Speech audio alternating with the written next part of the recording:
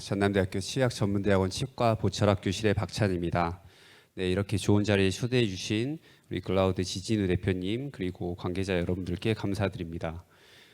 저는 오늘 3D 프린팅 덴처의 실전 사례 및 고찰이라는 주제로 특히 디지털 덴처를 어떻게 만드는지에 대한 저의 경험과 노하우를 여러분들과 공유하고자 합니다. 오늘 이렇게 이른 시간에 나와주신 여러분들 감사드리고요. 이 긴 시간 동안 이 자리에서 많은 것들을 배우고 또 알아가셨으면 합니다. 저는 2018년도부터 전남대학교에서 재직 중에 있고요. 저의 메인 강의는 총우치입니다. 그러다 보니 이 디지털 덴처에 대한 관심을 갖고 지난 10여 년간 덴처를 디지털리하게 만드는 것을 계속 시도해 오고 있습니다. 여전히 지금도 부족합니다만 저의 어떤 그 시행착오를 여러분들이 또 들으시면은 많은 도움이 되시리라고 생각을 합니다. 지금 여기 계신 여러분들 디지털리하게 덴처 혹시 많이 만들고 계시나요? 아마도 기공사 선생님들께서는 원하시는 것 같습니다. 아날로그적인 어떤 그 수고를 줄이기 위해서. 그렇지만 적어도 제가 아는 한 우리 원장님들께서는 여러 가지 한계나 허들로 인해서 많이 하고 계시고 있는 것 같지는 않아요. 그렇지만 아마 본인이 하고 있던 그렇지 않건 아마 느끼고 계실 겁니다. 아마 앞으로는 내가 덴처를 만들려고 한다면 디지털리하게 해야 되지 않을까라고 말이죠. 다만 이제 저의 강의는 이제 덴처를 무조건 덴처로만 바라볼 것이 아니라 이 저희 보철과 의사들이 흔히 얘기하는 이 전체적인 치료 계획을 세우는 어떤 기초 단계로서의 덴처를 이해를 하시면 저희 강의가 훨씬 효율적으로 느껴지실 겁니다. 특히나 요즘에 유행하는 이런 오로넥스 같은 것들의 치료에 어떤 기본이 될 수 있는 것이죠. 제가 총우치를 강의하고 있지만 당연히 덴처보다는 임플란트 진료를 훨씬 더 많이 합니다. 그래서 제가 올해 냈던 논문들을 보면은 이 전악 이 임플란트 재건을 위한 여러 가지 솔루션을 내기 위한 노력들을 저도 많이 하고 있어요. 그렇지만 그런 것들에 앞서서 가장 기본이 되는 것은 덴처를 정확하게 만드는 교합 관계라든지 VDCR 테이킹 이런 모든 것들을 기초적으로 세우고 나서 그 다음 단계를 시행하는 것이죠. 그래서 우리 전공의 선생님의 이제 슬라이드인데 이 뒷단의 모든 것들이 아주 멋져 보이더라도 저는 그 맨 첫 단에 있는 이 덴처를 만드는 것만큼은 직접 손으로 만들라고 항상 지시를 하고 교육을 하고 있습니다. 네, 이렇게 멋진 디바이스들, 많은 테크닉을 이용해서 디지털 덴처를 만든다면 아마 제가 만드는 덴처보다 훨씬 더 좋은 덴처를 만들 수 있을 거라고 생각은 하고 있어요. 그렇지만 오늘 강의는 저는 이런 것들을 보여드릴 것은 사실은 아닙니다. 많은 어떤 디지털 덴처를 강의하시는 분들이 이 윗단에 있는 것처럼 완벽한 덴처를 만들어 드리기 위해서 클리닉 사이드에서는 아날로그적인 방법을 고집하고 그리고 랩 사이드에서의 어떤 디지털리한 방법을 도입하는 것을 대부분 하고 있는 것으로 알고 있어요. 그렇지만 제가 오늘 여러분들에게 말씀드리고 싶은 것은 풀리 디지털, 그러니까 스캔을 통해서 환자의 정보를 체득하고 당연히 랩 사이드에서도 디지털리하게 제작하는 방법을 여러분들에게 말씀드리고자 합니다. 제 방법만이 디지털 덴처다라고 이야기를 하는 것도 아니고요. 제 방법이 윗단의 방법보다 더 우월하다고 이야기를 하는 것도 아닙니다. 다만 제가 디지털리하게, 풀리 디지털리하게 덴처를 만들고자 하는 것은 다음과 같은 이유에서입니다. 우선은 이 하이브리드 방식의 덴처 제작 방법을 통한다면은 디지털리하게 빠르게 치료할 수 있는 내원 횟수가 감소하지 않는 것 같아요. 그것 때문이고요. 두 번째는 풀리 디지털리하게 진행을 한다면 스캐너 말고는 사실은 필요가 없는데 여러 가지 이 방법들을 도입하면은 디바이스들이 많이 늘어나게 되는 것이죠. 그리고 뒷단에 다시 설명해 드리겠지만 제가 가장 중요하게 생각하는 덴처의 안정을 위해서 완벽한 교합 관계를 체득해야 되는데 이것이 저는 이 진료의 어떤 간소화 그리고 디지털한 방법으로만 가능하다고 생각하기 때문입니다. 저는 기공사가 아니니까 이렇게 어떻게 잘 만드는 랩 사이드에서 만드는 건지에 대해서는 뭐 엄청난 기술이나 이런 것들이 있는 것은 아닙니다만 뒷단의 내용을 간단하게 설명을 해드리면은요. 저는 현재 대부분의 어떤 덴처는 이 저스트 스캔의 프린팅 그리고 서비스 재료를 현재 사용하고 있습니다. 저희 지금 전남대학교 보철과에 지금 구비되어 있는 프린터와 장치들을 보여드리고 있고요. 저희가 이제 자체 제작을 하고 또 이제 그 클라우드와 이제 협업해서 이제 대구에서 오기도 하는데요. 네, 대구에서 올 때마다 이렇게 보라색으로 포장이 돼서 와서 상당히 좋습니다, 기분이. 그리고 이제 스캐너를 사용할 때는 저렇게 카트 하나에 모든 재료가 다 들어가기 때문에 저 카트 하나만으로 충분히 덴처를 만들어 드릴 수 있습니다. 뒷단에도 다시 설명드리겠지만 저는 이렇게 원바디로 덴처를 만든 것을 선호하는데요. 그 이유는 교합의 오차를 최소화시키고자 함입니다. 그리고 나서 지금 동영상으로 보시듯이 이렇게 검 매스킹 작업을 뭐 따로 하지도 않고요. 그냥 환자 보는 앞에서 간단하게 1분 정도에 끝내고 있습니다. 저는 이런 방법을 하는 게 훨씬 더 효율적이고 또 심리적으로도 훨씬 낫다고 개인적으로는 생각을 하고 있어요. 근데 이런 것들이 좀 어렵게 느껴지는 분들이 또 있는 것 같기는 하더라고요. 이 시간이 크게 오래 걸리지는 않고요. 현재 이제 이 프린팅 하면은 제가 이제 우리 전공의 선생님이 저한테 연락해 오신 이 캡처본을 그대로 가지고 왔는데 상학은 24분 50초, 하학은 10분 6분 정도 걸린다고 하네요. 그러니까 덴처 하나를 프린팅 하는데 15분에서 25분 사이에 완료가 될 수 있습니다. 만약에 이제 프린터가 크다면 뭐 여러 개를 또 이 시간 만에 만약에 할 수 있겠죠. 그렇게 해서 완성을 시키는 편이고요. 검 매스킹을 이제 레진으로 하는 것이 아니라 프린팅을 해서 이렇게 붙이는 방법도 이 클라우드 측에서 저에게 추천을 해서 뭐 이렇게도 이제 제작을 하고 있는데 저 개인적으로는 제가 직접 하는 것이 훨씬 더 예쁘다고 생각을 해서 그런 쪽을 좀 선호를 하고 있고요. 본 방법은 이 JPD라고 하는 치과 보철 저널에도 소개를 하고 있는데 아무튼 이제 원장님들의 선호도에 따라서 이렇게도 할 수 있고 저렇게도 할 수 있을 것 같습니다. 아마 저 이후에 많은 강연자분들께서 이제 재료에 대한 이야기를 많이 하실 텐데요. 저는 프린팅에 관한 재료에 관한 저의 견해를 말씀드립니다.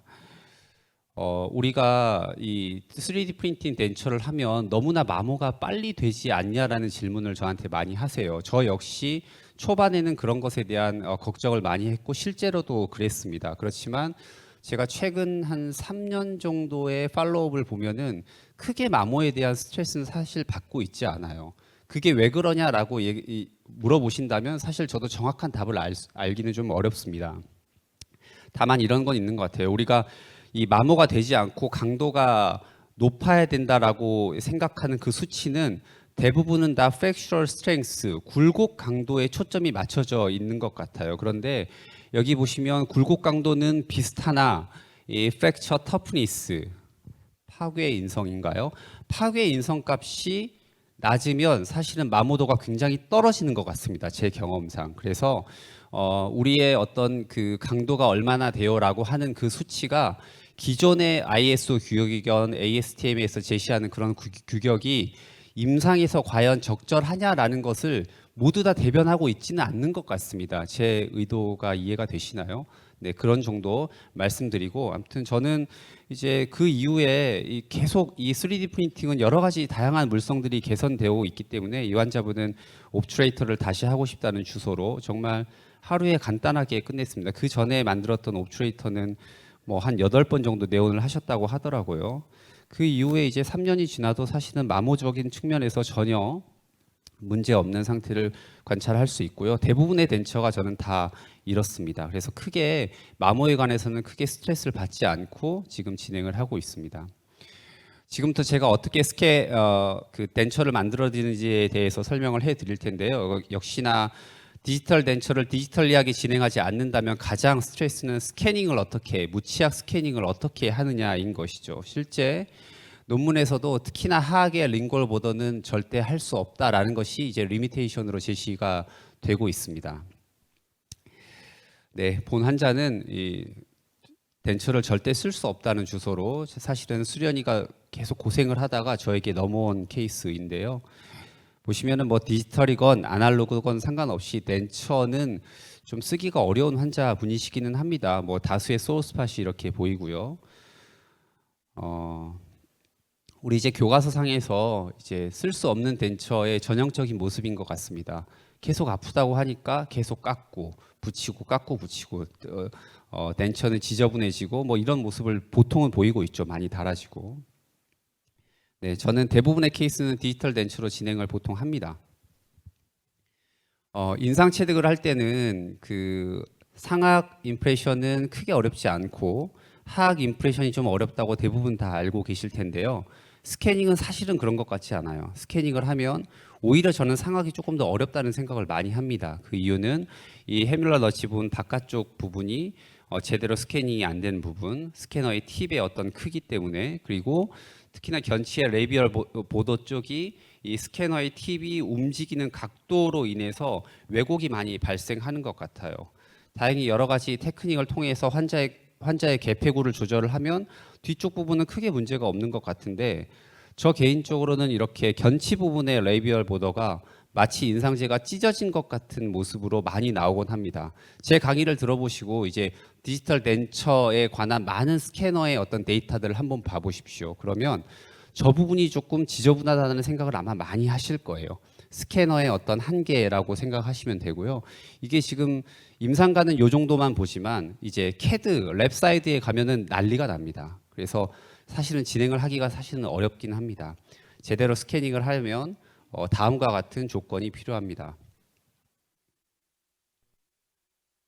네, 우선 저는 스캐너를 할 때는 이 대부분 사용하고 있는 리트랙터를 쓰지 않습니다. 오히려 리트랙터가 훨씬 더 방해가 되더라고요. 저는 환자의 뒤에서 우리가 치료를 하듯이 진행을 하지 않고 무조건 정면에서 스캐닝을 시작을 합니다. 그래야만 훨씬 더 각도의 어떤 옥차를 줄일 수가 있더라고요.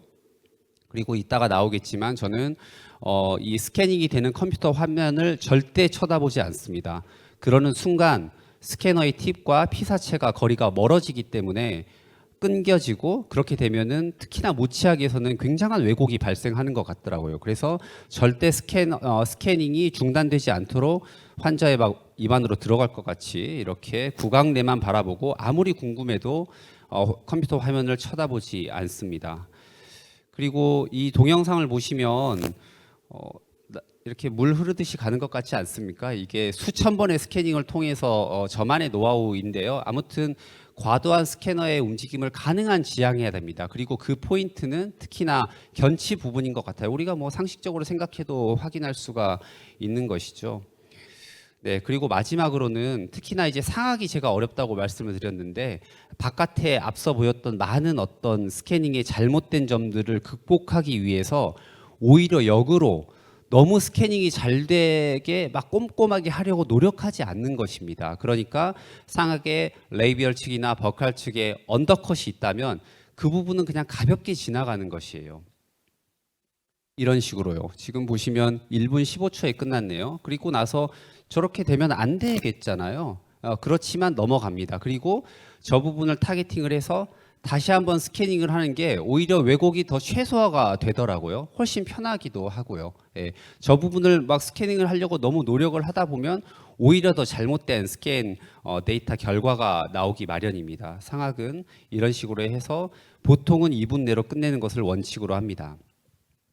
이제 문제는 하악이죠. 하악은 저도 이제 처음에 시작했을 때 어떤 사진을 가지고 왔는데, 이렇게 되면 안 되겠죠, 당연히. 이렇게 되면 당연히 제대로 된 결과물이 나올 수가 없고, 네, 최근에는 이 정도는 나오는 것 같아요.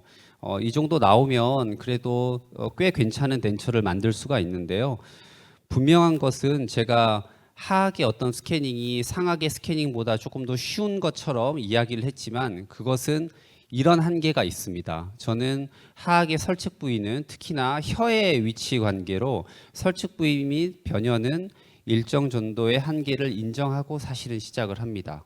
포기하는 거죠. 네.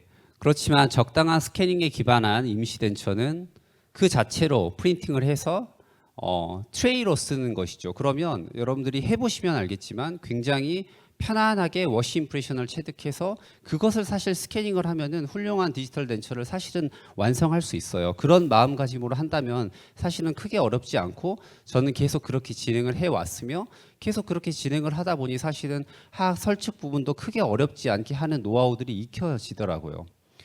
앞서 보여드렸던 환자분의 약 1분 정도 시간을 통해서 만들어진 덴처의 모습, 스캐닝의 모습인데요. 하악 설축 부분이 크게 문제 없이 사실은 잘 나왔습니다. 레트로몰라 패드는 우리 교과서에서 해부학적인 위치가 변하지 않는다고 말을 하고 있잖아요. 그래서 레트로몰라 패드도 정말 정확하게 인기가 잘 되는 편이고요. 링골척은 이렇습니다. 처음에 보통 대부분의 무치약 환자들은 혀가 후방으로 위치가 되는 경우가 많거든요. 그 말인즉슨 전방부에는 약간의 공간이 있다는 뜻입니다. 그래서 저는 설측 부분을 스캐닝을 할 때는 정방 부분에 스캐너의 팁을 대고요. 그리고 나서 전방, 중반, 마이어 하이어드 리치를 따라서 쭉 아래로 내려가고 자연스럽게 혀는 반대편으로 기울어지게끔, 그렇게 되면 전방, 중반, 후방까지 쭉 스캐닝이 원활하게 되는 것 같더라고요. 뒤에 동영상을 보며 다시 설명을 해드릴게요. 이 동영상은 제가 3년 전에 찍은 동영상이고 조금 잘못된 동영상을 사실은 가지고 왔어요. 이렇게 하지 말았으면 하는 바람에서 여러분들에게 보여드립니다. 처음에 시작할 때 이제 30번 때부터 시작을 하는데 기본적으로는 처음 시작할 때부터 레트로몰라 패드 위치를 내가 정확하게 잡고 들어가겠어라고 하고 시작을 하는 것입니다. 지금은 사실은 그렇지 않았고요. 상악과 역시 마찬가지지만 오로지 환자의 구강 내에 집중해서 스캐닝을 진행을 해야 됩니다. 그런데 지금 보시면 3년 전에 동영상이어서 그런지 막 왔다 갔다 하죠. 여러분들도 아마 대부분 처음에는 이렇게 되실 것입니다. 그런데 지금 현재는 그냥 소리로만 인식을 해서 스캐닝이 진행되는 것을 확인을 하고요. 절대로 화면을 쳐다보지 않는 것을 원칙으로 합니다. 대부분 무치약 환자들은 흡수가 되어 있기 때문에 하악의 경우에는 알베올라 리치의 중앙 부분을 타겟팅을 하면은 버칼과 링골 쪽이 대부분 잘 되는 것 같아요. 반대로 상악의 경우에는 어차피 팔라탈을 한 번 더 스캐닝을 해야 되기 때문에 알베올라 리치의 중앙 상부 부분에 타겟팅을 하는 것이 아니라 약간 버칼 혹은 레이비얼 쪽으로 타겟팅을 하면은 훨씬 스캐닝이 수월하게 됩니다. 제가 말을 너무 막 신나게 하면서 지나가 버린 것 같은데요. 그리고 나서 이제 설축 부분을 스캐닝을 할 때 후방 부분부터 전방 부분까지 스캐닝을 하려고 하면은 절대 스캐닝이 잘 되지 않아요. 혀가 밀어내지지가 않더라고요. 그게 아니라 혀는 기본적으로 후방에 배치가 되어 있기 때문에 전방부터 후방으로 진행하면은 자연스럽게 혀가 반대쪽으로 밀리면서 스캐닝이 비교적 잘 되는 것을 확인할 수 있습니다. 방금 동영상에서도 30번 때는 이제 뒤쪽에서 앞쪽으로 오니까 조금 찌그러진 모습을 보여주고 있고요. 40번 때는 앞에서 뒤로 가니까 훨씬 더 잘 된 것을 아마 확인할 수 있으셨을 거예요. 네, 이렇게 스캐닝을 마치고 나면은 정말 중요하고 다들 궁금해하시는 도대체 VDCR 태깅 어떻게 하느냐일 것입니다. 저의 이론은 단순합니다. 우리 고정성 보철에서 스캐닝을 할 때 상악 체득하고 하악 체득하고 버칼을 그냥 스캐닝해서 교합 체득을 끝내는 것이죠. 무치약도 똑같은 것입니다. 이것은 제가 예시로 보여드리기 위해서 만든 이 슬라이드인데요.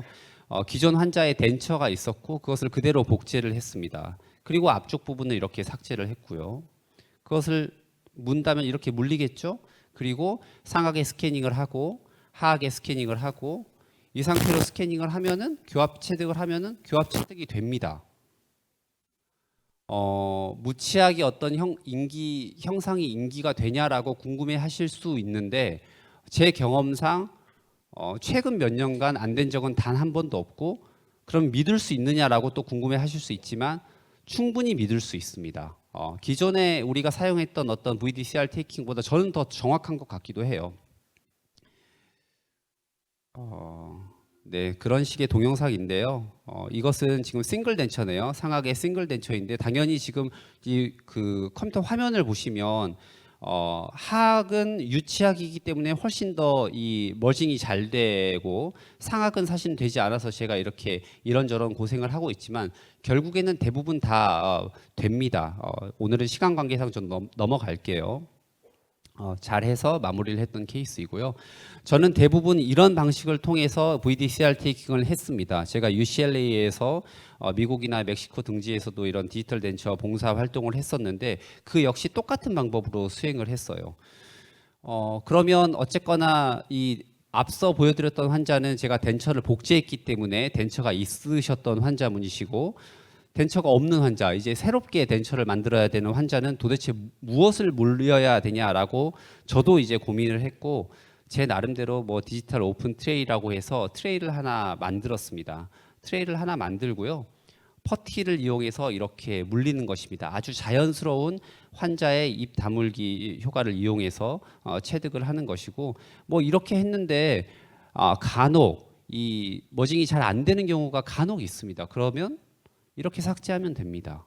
그러면 충분히 이제 이 구강 내를 오픈시키면 대부분은 다 머징이 되고요. 제가 뭐 저 회사 관계자는 아닌데 이 퍼티를 계속 이제 환자가 계속 보통 세팅 타임이 5분이니까 계속 다물게 되면은 VD가 좀 낮아지겠죠. 사실은 그래도 크게 상관은 없지만 저는 2분 내에 세팅이 되는 저 퍼티를 이용하니까 훨씬 더 임상이 좀 수월해지기는 하더라고요. 그렇게 해서 이제 VDCR 테이킹을 하는데, 사실은 덴처를 만들기 위해서는 전치부의 위치라든지 교합 평면 이런 것들도 우리 기공사 선생님들한테 전달하는 게 되게 중요하죠. 오늘은 시간 관계상 이런 얘기를 다 말씀드리기가 좀 어렵기는 합니다만, 제가 PCT 출원한 디지털 오픈 트레이는 다양한 정보를 사실은 기공사 선생님들께 얼마든지 전달을 할 수 있습니다. 어쨌거나 이런 것들을 이제 전달을 해야 되는 것이죠. 여러분들 이제 아마 많은 분들이 이제 디지털한 방법을 어느 정도 잘 알고 있으실 테니 이런 것들을 뭐 페이셜 스캐닝을 하던 아니면 간단하게 사실은 사진으로 찍어도 CAD상으로 사실은 충분히 옮길 수 있습니다. 뭐 이런 것들을 제가 이제 고안을 했는데, 실제로는 이렇게 간단한 트레이를 저는 훨씬 더 선호하기는 해요. 훨씬 사용하기가 편하긴 하더라고요. 방금 보여드렸던 디지털 오픈 트레이는 제가 디자인을 정말 4-5번 정도 교체해서 사실은 완성된 것이긴 한데, 맨 처음에 제가 구상했던 뭐 이 정도 해서 간단히 분리해서 오픈시켜서 교합을 책정하자라고 한 이 방법이 사실은 가장 저는 좋다고 개인적으로는 생각을 하고 있습니다. 환자분이 오시면은요, 윗입술과 아랫입술이 가볍게 닿는 정도로만 다물어 보세요라고 하고요. 콧끝과 입 끝에 마킹을 해서 그 길이를 버니어 캘리퍼스로 재면은 한국인의 경우에는 대부분 다 65에서 75mm 사이에 거의 다 들어옵니다. 그러면 이 수치를 기억을 하고, 그리고 퍼티를 믹스해서 적당한 위치에 환자 구강 내에 위치시키고 다시 한번 환자분에게 가볍게 아까와 똑같이 다물어 보세요라고 얘기를 하면은, 대부분 이제 우리 그 CR 테이킹에서 어떤 실수하는 초심자들이 실수하는 부분이, 이 환자분이 턱을 앞으로 내미는 어떤 습관 때문에 실패를 하는 경우들이 많은데요. 저 같은 경우는 뒤쪽에 퍼티를 인기하고 있기 때문에 그런 실수를 사실은 거의 하고 있지 않는 것 같아요. 그리고 만약에 어떠한 이유로 환자분이 제대로 이 VD를 제대로 인기하고 있지 못했다면, 낮아졌다면, VD가 대부분은 낮아지는데 한 번 더 하면 됩니다. 제 경험상 저렇게 이 주황색으로 보이는 저런 바이트 머티리얼을 인기를 시키면 거의 예외 없이 정확하게 2mm가 올라가더라고요. 그래서 만약에 4mm가 부족하면 2번 하면 되는 것이고, 대부분 한 번에 거의 다 끝나기는 합니다. 그렇게 해서 디지털 덴처로 완성했던 케이스이고요. 제가 이제 이렇게 다이렉트하게 교합 체득을 하는 이유는 바로 이런 것입니다. 대부분 이제 하이브리드 방식으로 디지털 덴처를 제작을 하면 아마 이렇게 이 점을 매칭, 3점을 매칭해서 교합을 체득하는 방법밖에는 쓸 수가 없을 텐데, 이런 방법을 활용하게 되면 제 경험상 교합은 거의 맞지 않습니다. 그러니까 그 이후의 과정이 너무 힘든 거예요. 클리니컬 리마운팅 여러분들 혹시 하고 계시나요? 그런 것들을 하지 않으면 제대로 된 안정감 있는 덴처를 만들 수가 없는 거예요. 그리고 사실 너무 어렵잖아요. 그 과정을 안 하기 위해서 저는 앞단에 그냥 다이렉트하게 이 스캐너의 교합 알고리즘을 믿고 하는 방법을 보통은 선호합니다. 이 방법은 제가 사실은 사용하고 있지 않는데 유난히 이 케이스가 사실은 잘 안 되더라고요. 그래서 사용을 했지만 역시나 교합이 맞지 않았습니다. 그래서 지금 저의 생각이 맞구나라고 하고 생각을 하고 있습니다. 네, 그리고 잘 완성됐다고 치고 이제 딜리버리 과정을 보여드리면, 이것은 뭐 아날로그 BPS 덴처이죠. 이제 우리가 덴처가 잘 만들어졌다고 하는 것은 누가 봐도 치과의사 그 누구가 봐도 안정감 있는 교합이 정확하게 형성되는 것이 잘 만들어진 덴처라고 아마 생각을 하실 수 있을 거예요. 아날로그건 디지털이건 중요하지 않습니다. 그 원칙은 똑같고요. 똑같은 원칙에 의거해서 치아 배열하고 제대로 오차 없는 뭐 프린팅이건 그게 밀링이건 뭐 아날로그 방식이건 만들어진다면 꽤 좋은 덴처의 어떤 퀄리티를 얻을 수가 있습니다. 그렇게 해서 완성된 덴처의 모습이고요. 왼쪽은 아날로그 덴처, 오른쪽은 제가 만든 프린팅 덴처. 보시면 이제 교과서에서 많이 나오잖아요. 이렇게 덴처 만들면 안 된다. 덴처는 이렇게 커야 된다. 뭐 이런 것들을 보여드리고 있는 것입니다. 사실은 디지털이냐 아날로그냐는 크게 중요한 것 같지는 않아요. 이렇게 제대로, 특히 링골 쪽에 이제 이 스캐닝이 제대로 된다면 뭐 상학은 뭐 당연하고요. 뭐 하학도 우리 흔히 말하는 석션 덴처를 충분히 완성할 수 있습니다.